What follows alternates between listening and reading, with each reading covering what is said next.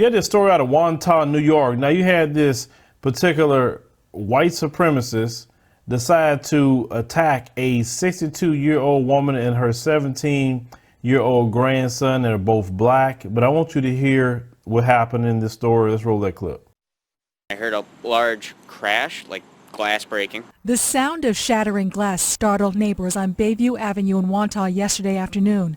Cops say Joseph Magistro threw barbells into the windows of his neighbor's house and threatened them with a shotgun during a heated confrontation. We saw, one neighbor arguing with another, screaming at him. Debbie Loffman lives across the street and heard the commotion. It makes us all worry about the safety of our family and our children. Prosecutors say Magistro didn't only throw objects at the house. They say he also threatened the two residents who live in the home, who are both African American, by shouting words of hate at them. According to court documents, prosecutors say Magistro called his neighbors the N-word, told them they don't belong in a white neighborhood, and threatened to shoot them. Police say the victims, a 62-year-old woman and a 17-year-old boy, ran back into their house and called 911. Loffman says the boy posted about the incident on social media. The 17-year-old boy had posted on Facebook that he was, being, I guess they just moved in here a couple weeks ago, he said, and already was fighting with the neighbor. Cops arrested Magistro at his house. He's charged with hate crimes as well as menacing, aggravated harassment, trespassing, weapons possession, and criminal mischief. So this particular story, as you heard, you say, oh, he was charged with a hate crime. Okay, so you heard that long list of charges that he had. Now, when he went to court and they discussed bond, how much bond do you think he got with this, all these charges? And remember, they charged him with, and I want to go ahead and repeat this, even though he had caused $2,000 worth of damage, he caused, and he was charged with criminal trespass and criminal mischief, menacing with a weapon as a hate crime, and he has several misdemeanor charges, including criminal possession of a weapon with the intent to use and aggravated harassment based on race or religion. Now, you would think that all those charges, especially with the hate crime, he would have got maybe about a $1 million or more bond. No, this guy got a $30,000 bond, and all he has to pay is $15,000 to get out. I'm telling black folk, I'm telling you, every day I'm going to keep telling you this.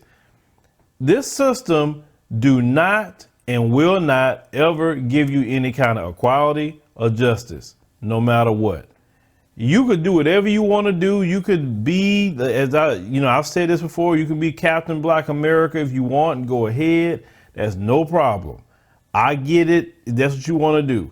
But for the other black people who see the writing on the wall, the other black people that saw Amber Geiger, how she only got a 10-year sentence after killing a man in a home, but yet they had a young man by the name of, they called him, he was a little rapper called Tay K. He was accused of a crime that he had nothing to do with. They say an aggravated robbery. He didn't pick up a gun. He didn't do anything. And he got 55 years in Texas in the same Dallas County. But yet Amber Geiger got 10 years. All the different things that happen. You have Eric Garner get choked out. Nothing happens to the cop. We see Betty Shelby kill Terrence Crutcher. Nothing happens to the cop. All over and over and over and over and over. That's a standard operating procedure in America. If they do arrest them, you'll get a slap on the hand like, don't do that no more. That's it. You understand? This guy not even a cop. And yet they giving him a low bond. And we get tired of saying, oh, well, if the roles reversed and this was a black man, yeah, he wouldn't have got no bond at all. And everything this guy was charged with was felonies. For me, that's why I say I will keep looking into the continent, seeing the options they have there. But you need to have an option. I always tell you that. Have an option. And don't be coming to me with that pole mouthing, because I hate some things that you guys are listening to. I'm going to say is not helping you, because some things are true. What you're hearing about maybe in the guise of wealth. But come on. Y'all be buying Jordan. Y'all have an iPhone 11. Y'all have iPhone 11 Pro, iPhone 11 Pro Max. Y'all have your hair done. You look good. You drive good. You enjoy your life. You do everything you can. You do. So don't tell me that, oh, we so poor, Phil, we don't have nothing. That is a lie. That is an utter lie. You can't tell me that black folks don't have anything. You can't tell me that. Because if you keep believing that we don't have anything, look, go to a third world country and then come back and tell me that we don't have anything. Even somebody that live in the hood have more than those, and I'm talking about even Section 8, have way more than those in living third world countries. I seen it myself last year. Ain't none of y'all could argue that with me. We don't live like that at all. None of us do. So what I'm saying is you can have a plan to do something. You may have to save your money. You may have to first make a trip, go see it for yourself once, and then assess things, make a plan. If it may take you a year, 2 years, 3 years, whatever you want to do to save your money, and then do it. Go multiple times to see, what country you may like, or if you can get acclimated. I'm saying, look, even if you want to go back and forth, that's fine too. At least have the option. That's what I'm telling us. Have the option that if things get a certain way, you can say, you know what, I'm done. I'm out. Or, hey, once I retire, I'm out. Or whatever you want to say, you can do it. But have the option. Because not having the option, this is going to keep happening to black people. He have all these hate crime, and all he got was a $30,000 bond. So he can get right back out and go act a fool again. Then they say, oh, he has a restraining order. Man, what is a restraining order going to do? Nothing. These people are deputizing them to attack us. You understand?